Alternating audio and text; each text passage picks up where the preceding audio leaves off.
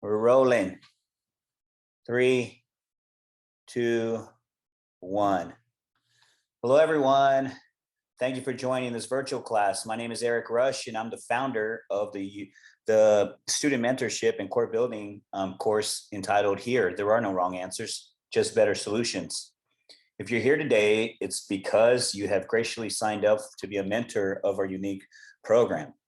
So welcome to Design Your Course Here. This is a special program to help you design and develop your own 12-week course for your assigned students. So first, what we want to do is thank you for joining the HERE program and signing up to be a mentor for our leaders of tomorrow. We hope this class will inspire you and create a unique program that will ignite the minds and spirits of our student participants. We also look forward to witnessing the expansive growth of your students as they grow and learn from the unique vision and from your unique vision and experience. Of course, our desire is that when your students have finished, they have gained both the technological and philosophical knowledge that becomes a life skill that they can use in practice and in their life. By the end of this class, you will have the tools, processes, and procedures necessary to create a program for your current and future mentee students. You will be able to reference materials and examples provided in the class should you reach a roadblock in your design process. In addition, you will have key engagement strategies to reference should they be needed during the program execution. All of these tools will be useful to you in both design process and during the 12-week program itself. So let's do some introductions. Some of you who have joined us today may or may not already know each other. So we would like to begin by asking each of you to take a minute to briefly introduce yourself to the other participants. Mainly, we would love to know who you are, personally and professionally, and why you felt it was important to participate in the mentorship program. So we'll wait for a minute to do that.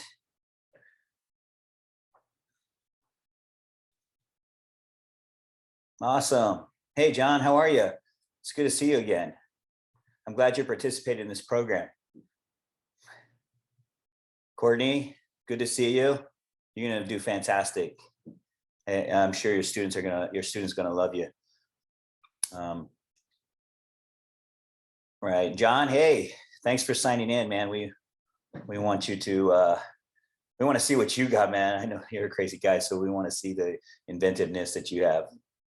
Okay, so guys, let's begin learning the general strategy for developing your 12-week course. Okay, here's the agenda we want to cover today. We want to define your course, your goals and objectives. We're going to outline your course content and schedule for the 12 weeks and how you will measure and assess the students learning and progress. We want to make sure that we want to find out how you will measure and assess the students' learning and progress, and what are some of the engagement strategies for school age students that you're going to use, and how do you use technology to support your program?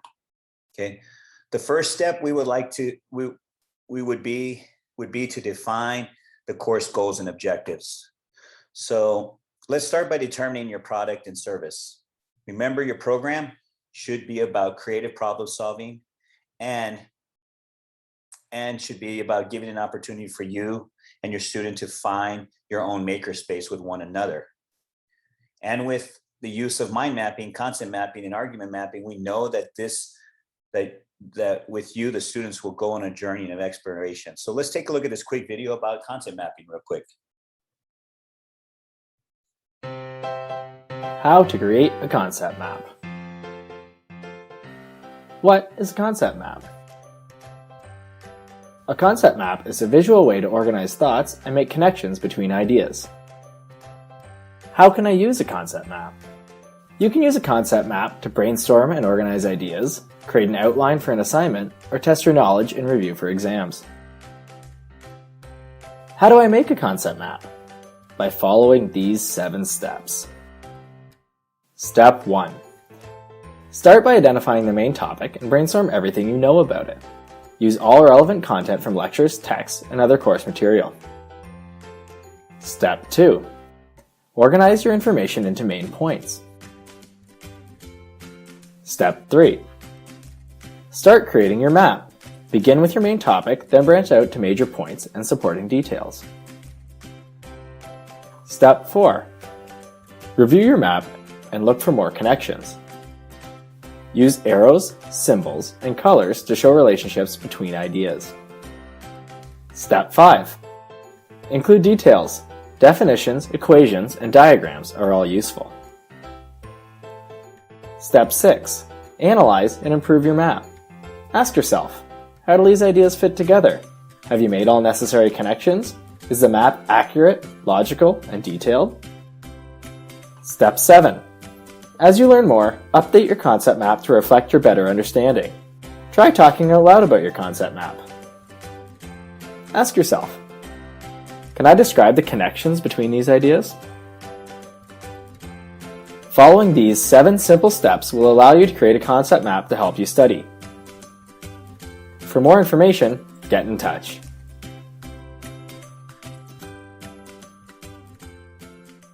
Okay, guys. As I mentioned before, your program should be about creative problem solving and giving an opportunity for you and your student to find your own makerspace with one another. And videos like this about content mapping will really help your students out. So, do some research on some things that if you're having trouble with your student, trying to drive some things out of them, find some videos just like this one. Okay. All right. Now let's talk about the next step we need to determine. The next thing we need to do is to determine the steps necessary for your student to complete your project. Okay, so we want to define the goals and objectives. So we need to consider these to be exercises and activities you want your students to perform. All right, so you're going to give them some assignments basically, and have them execute those assignments, and then talk about the difficulties they may have faced in execution. So make sure you're specific and list out the results you want to accomplish with the activity, okay? Finally, what we want to make sure is that with regards to success criteria, how will you know if your student has actually succeeded in completing the project? And of course, the way you do that is clearly define the benchmarks of success. So now that you know what the course objectives are, it's time to actually plan your course schedule. And to do this, you need to map your exercises and activities into a process map that clearly outlines the steps defined to meet the project objectives. As you can see on this slide, these are the step-by-step processes, right? And I want to as a reminder, I want to remind you guys that we serve as support and moderators for the implementation of your strategy. So if you need help during this process, we'll be here along the way. Right, so now that you have a clear list of each process step, we need to align these to a weekly schedule. Basically, your students should know, what their schedule is, what you have planned for them. And we want you to make sure that you communicate that to your students ahead of time, okay? So for each week, you need to set clear expectations for your students, and make sure that you include the core building strategies in your design as well. And if the core building strategies, of course, are the ambition, grit, problem solving, exploration, and collaboration. All of these are valuable tools for you to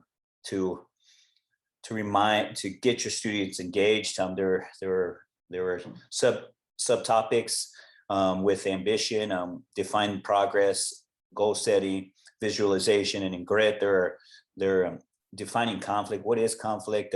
Growth mindset versus fixed mindset. Choice mapping and argument mapping are a couple of things. And of course, in problem solving, we're trying to solve the solving problem. And we want to make sure that your student does really believe that there are no wrong answers, just better solutions. So keep that spirit in mind when you are confronted with problem solving. And we want to find the student in the exploration as well. So in a collaboration, your students aren't alone, of course. Okay, now that you've laid out your course plan, how will you measure and assess the students' learning and progress along the way? Well, first, you need to create measurable goals for each assignment. So make sure these are SMART goals. And these SMART goals are specific, one activity, thought or idea, measurable, can the progress be tracked? Attainable, don't be too ambitious. Be ambitious, but not too ambitious. Relevant, it should be pertinent to the project. Of course, time bound. It should be complete during a specific time frame. They've got 12 weeks to complete one assignment, but if you give them a task, they should complete that as well. It's important to have weekly touch base and review meetings. This allows you to connect with the student and understand if he or she is progressing.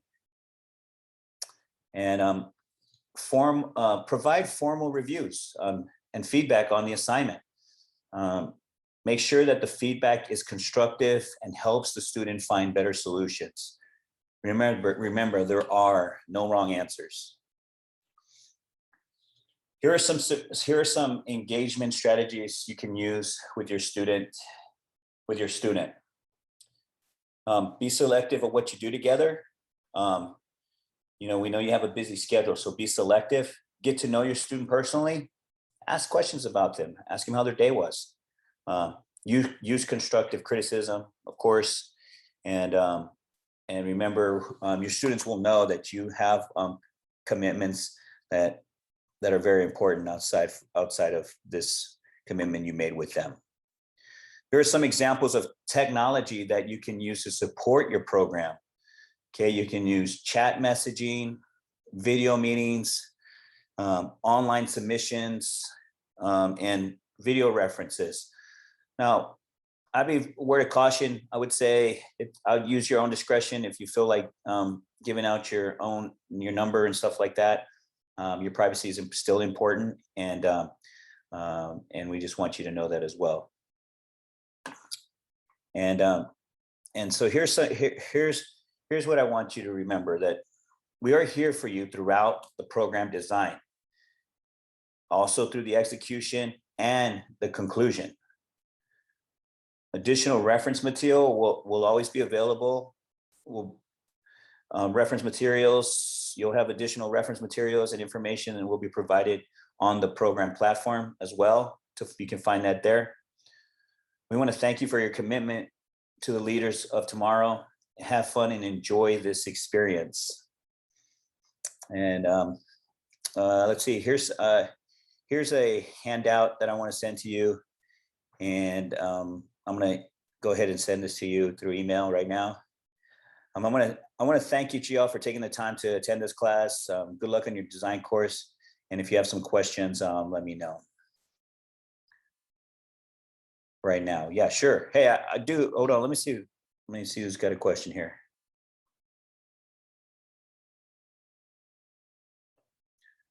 Okay, so the questions posed is, what if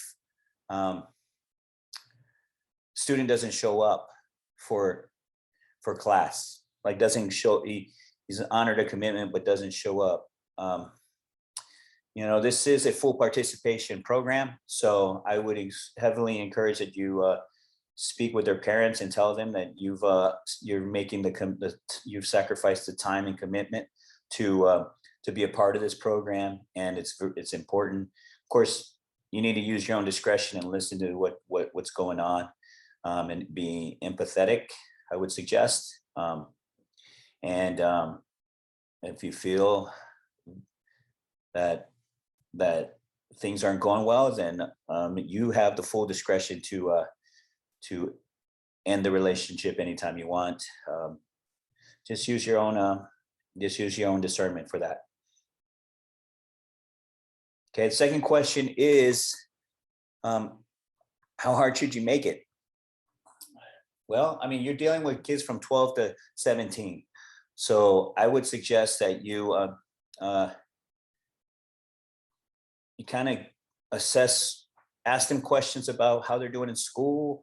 I will, I would say do some investigating on what's going on in their personal life, and if they may be eager to participate in this program but don't, and then they realize they don't have the time.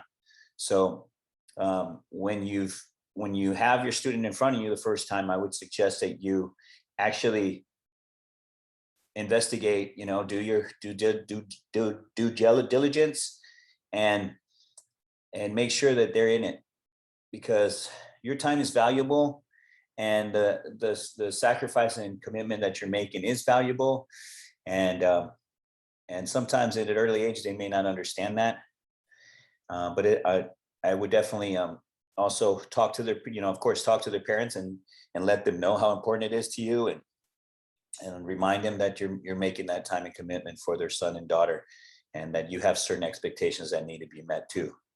Manage their expectations as well. So, some people say, well, I wanted to meet him 3 times a week in person, whatever. Manage their expectations. Let them know that this is a virtual, everything's going to be doing, and you're going to have your own makerspace virtually. And that, however that transcends from the virtual space, that's up to you. We're not going to put any limits on this, but we will respect the student's privacy to a certain, the student's privacy and yours, and you guys have to establish those boundaries as well. I think you guys that are participating in this program know how to do that in your professional lives and in your private life too.